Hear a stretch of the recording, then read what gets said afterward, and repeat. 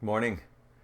So this video is an SCA specific video, and so if you're not into the medieval sport fighting reenactment group of the SCA, don't worry about it. Just move along. But in any case, so one of the biggest changes I ever made to my psychology in SCA combat, which helped me win my crown, 2 months later. I only practiced for 2 months, got knighted in the SCA, trained for 2 months, and won crown, was a bit of advice that I got from Merlin. Um, his actual name is Merlin. He's now passed, unfortunately. But my buddy Merlin, when I was up in Northern California when I was walking the earth, he shared with me a fighting philosophy that he was passed down from his knight and his knight from his knight.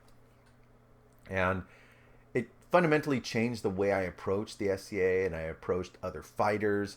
And I basically took responsibility for everything that goes on in a fight. And that change is when you accept that the SCA fighting is a submission sport. Now, those of you who are a little softer are going to say, no, no, it's not a submission. Yes, it is. When you look at the rules, it's up to your opponent to decide when they've been beaten, right? It's up to them to take the shot or not. They get to judge. So they get to choose whether or not the blow you landed was good enough. It's up to them to decide when they've been bested, aka it's up to them to decide when to submit the fight to you. If you stop playing games in your head and you simply decide to accept SCA as a submission sport, that it's up to your opponent. Your opponent can choose whenever they want to take the shots. They don't have to take any of your shots ever. But it's up to you to use your skill and your speed and your power to convince them that they should fall down, that you're the better fighter that day. So when Merlin was relaying this to me, he told me that it's up to you to strike your opponent as hard as they want, as they need, really. But essentially, you frame it in your mind that, okay, I hit that guy. He's not going to take that shot. He must want it harder than that. So your goal is one of the three, is to strike your opponent as hard as they need to be struck in order to accept the shot as having bested them and submit the fight. Second of all, it's your job to hit them as many times as hard as they need to accept and submit the fight. So it's up to you to fight your opponent and hit them as many times and as hard as they want so that they submit the fight. It's not really much different than in a cage. You need to actually, it's up to the other guy when he gives up. Or in a cage, he gets knocked out or it gets called by the refs. That really doesn't happen in SCA combat very often because, well, we wear armor and we're using sticks. So, well, there you go. So the odds of people getting knocked out are much lower. It happens. I've done it, but it's much lower. So in any case, it's up to you to meet your opponent's, his desires, or her desires, whoever's desires. You hit them as hard as they need to, as they want you to, and you hit them as many times as it takes for them to tap out, to yield the fight, to fall over, play dead like we do in the SCA. And but there's an important third element to this. Your job is not only to strike them as hard as they need to, as they want, and as often as you need to convince them, but you also get to yield the fight, but you also need to get them to be good with yielding the fight to you. Now, there are a lot of really arrogant SOBs in the SCA. Let's not play pretend, because this is not about pretend. This is about reality. There's a ton of people out there who need extra convincing to fall over in an SCA fight, right? You know, you've encountered them. We've all encountered them, unless you've never done the sport before.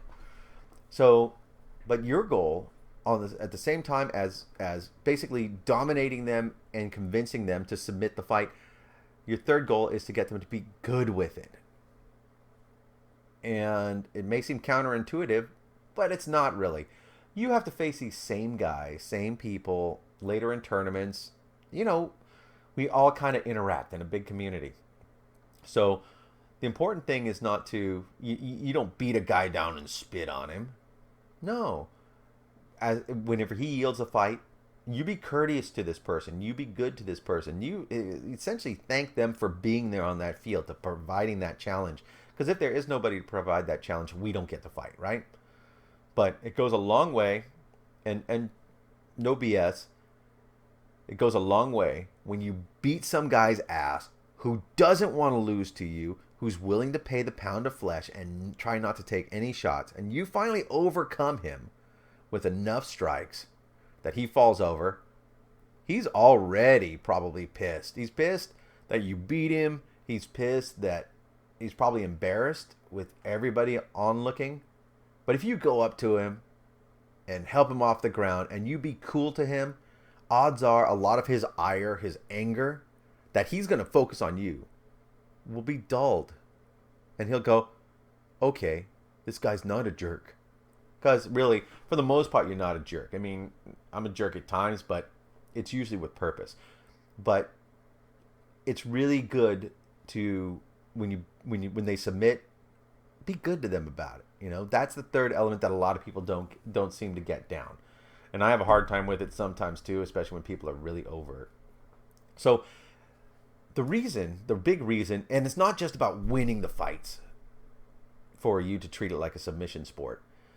It's, if you treat it like a submission sport, like it's not one shot, one kill, oh, you're going to tap that guy and expect him to fall over. If you don't have that mindset, if you have the mindset that, okay, this guy will choose when he goes down. I have no idea when that alarm clock's going to go off and he's going to like take a shot. So if you hit somebody, you're not going to stand there, lower your guard, and wait for him to fall over and have him hit you in the head. Now, I know a ton of you, that's already happened to you, because it's happened to me so many times. I'll tag a guy in the leg, wait to let him go down, or I'll hit him in the head and wait for him to fall over. And, you know, I'm about to salute him, and he hits me in the head. And then I fall over and he doesn't, and you're left going, what the hell?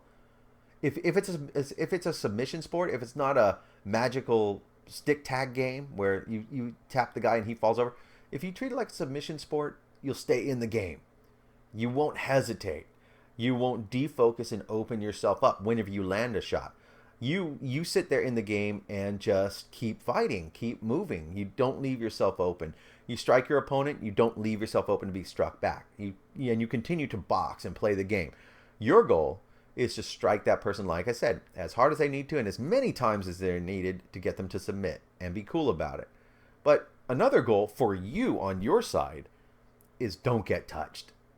And that's where the mastery of SCA combat really kind of comes in.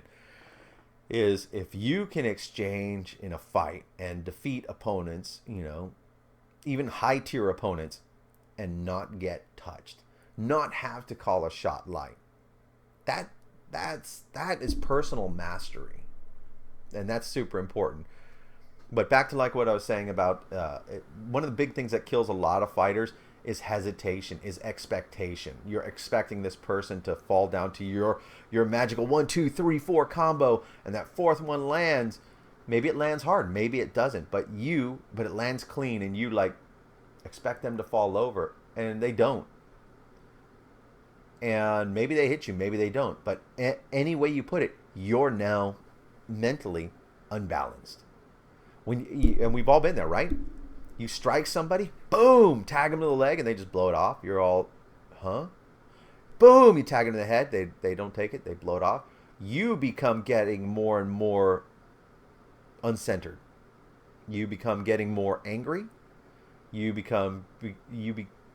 start getting more aggressive a lot of times. You start, wanting to try to force the win. So now timing's out the window. Now poise and self-mastery, self-control is out the window.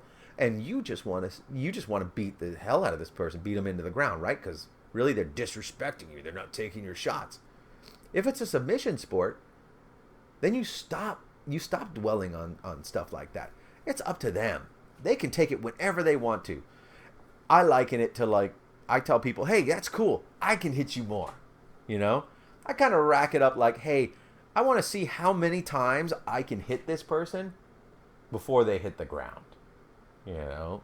And sometimes I joke, and I've said it to people, at practice and stuff, buddies of mine, and, kind of gets a point across like, hey, maybe you want to take your shots. And I'm all like, cool. Just means I get more XP. I get to keep hitting you. I get more experience points. Every single time I land a shot on you and you don't touch me, I get more. If you adopt a mentality like that, you'll stop blaming your opponent. And really, we all know, let's not bullshit, people in the SCA freaking cheat. The bigger the ego and the lower caliber of the person they're facing, or how much disdain they have, definitely makes a difference as to, like, whether or not they want to take shots or not. So let's not pretend that people don't cheat, because they do. But who cares? If it's a submission sport and you approach it that way, you don't care if they cheat anymore. It's all up to them. Dude, you get to call all your shots. I'm just going to keep hitting you and hitting you and hitting you and hitting you and hitting you, and I'll stay there half an hour. I'll stay there an hour. However long it takes for you to finally take a shot. I'm cool with that. So you stop blaming opponents. You stop being angry with them. You stop being just freaking pissed off at this cheater, because he's not anymore. He's just the guy who gets to decide. He's got thick skin. He's tough. He's whatever. You leave it at that. Cool. Awesome. I'll just keep hitting you. So you let him call it. You don't get angry at them anymore.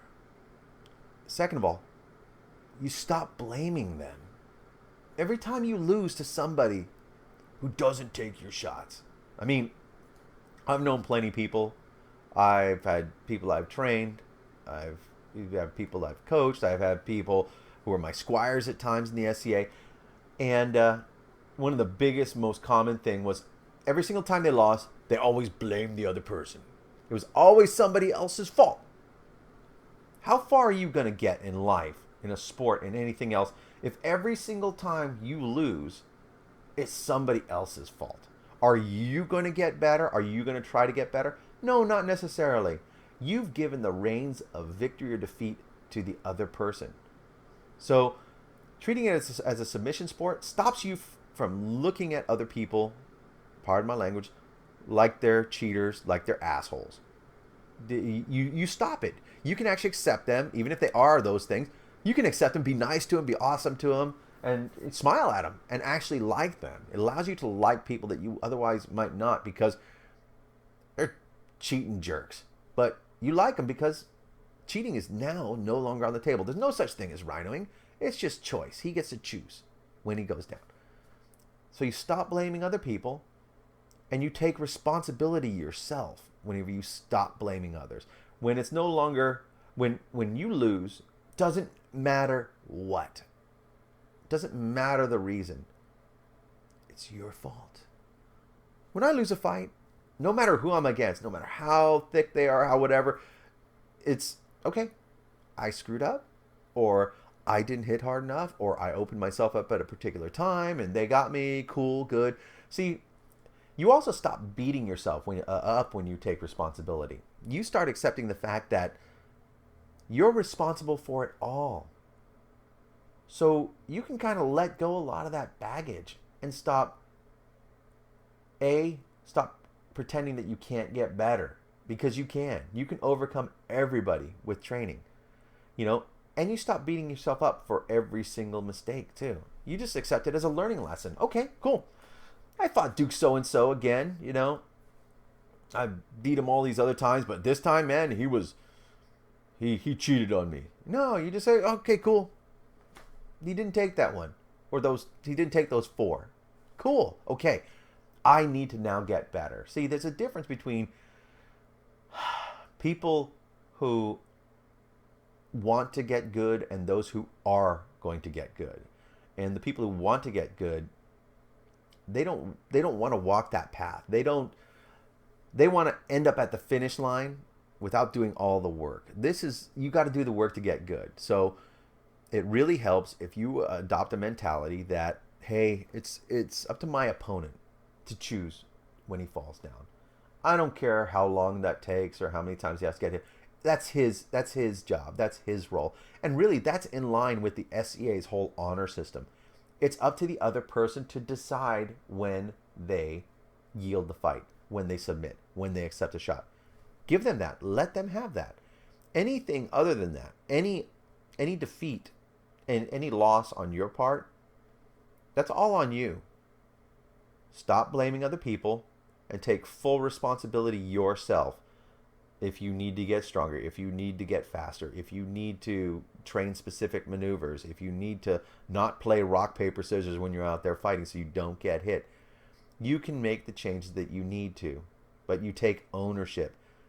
And to be honest with you, the big thing is when you score those victories against guys who don't want to submit, aka those guys who are thick as shit, they got ego armor that's like this thick on their body, so it's very difficult to get them. When you actually do win those fights, it feels super good. It feels really good, because rhinoing fighters makes like an average guy more challenging. And when guys are really, really good and they're got their ego armor on top of that, man, when you win those fights, it's really super satisfying.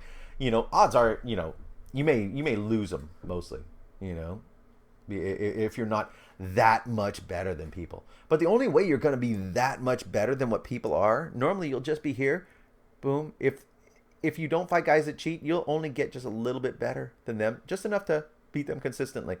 But when this guy cheats, boom, you have to push yourself even further. But I digress. In any case, adopting a mentality to where it's fully up to your opponent to decide when they yield the fight. Stop tapping them with something and looking at the marshals and like going, why aren't you guys going to step in? That's bullshit. Stop that crap. It's a submission sport. Let him call it when he wants to.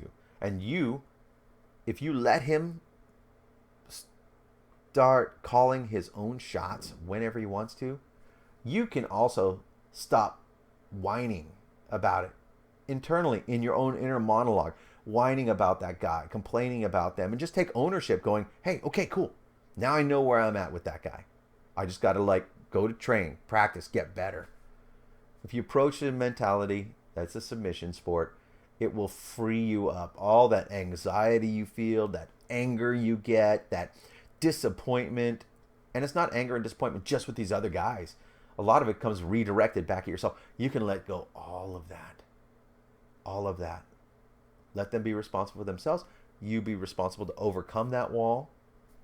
And in the long run, you will get so much better. You will have so much more of a pleasant experience. You will learn to deal with adversity like a king, and maybe actually be a king in the game.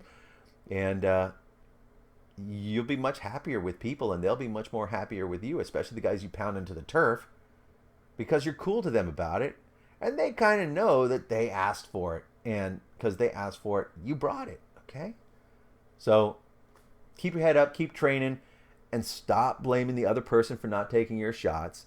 And because the only person who dictates your win or loss, whether or not it's one shot or it's 45 minutes later, is you.